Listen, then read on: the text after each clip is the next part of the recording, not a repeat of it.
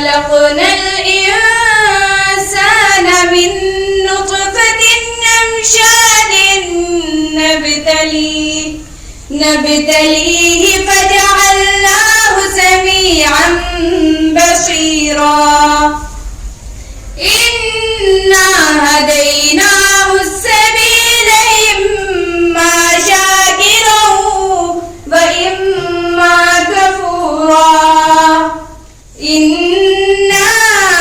أعتدنا للكافرين سلسلا وأغلالا وسعيرا